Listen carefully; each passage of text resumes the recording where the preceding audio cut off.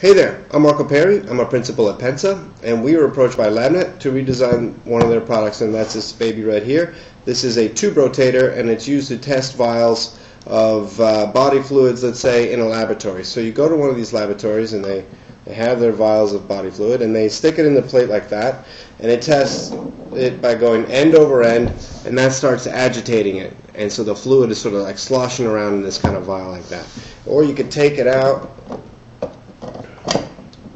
and you can put it in like that, and now the vial is going sort of like around and around like that, and it's a far more gentle sort of rolling motion. It all depends on what you're trying to do, right?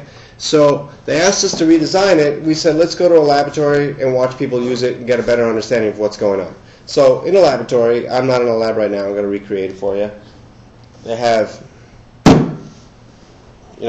flasks and body fluids and chemicals and graduated cylinders, and they're sitting there, right, and they've got all this sort of stuff, and they sort of like a very crowded environment, and then they sit there and they try to mix these stuff, they pour things into other things, and if anything spills, it contaminates the area, it can ruin the whole test.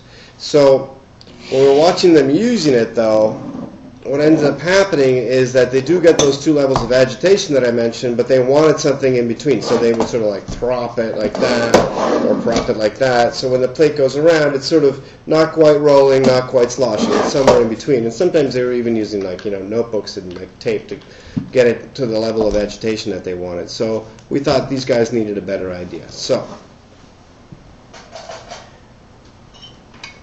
we came up with this. And this is same kind of plate, you stick in all the vials and it tumbles end over end, but you could adjust the plate's angles like that, for example, and now you've got something in between vigorous or just regular rolling, right?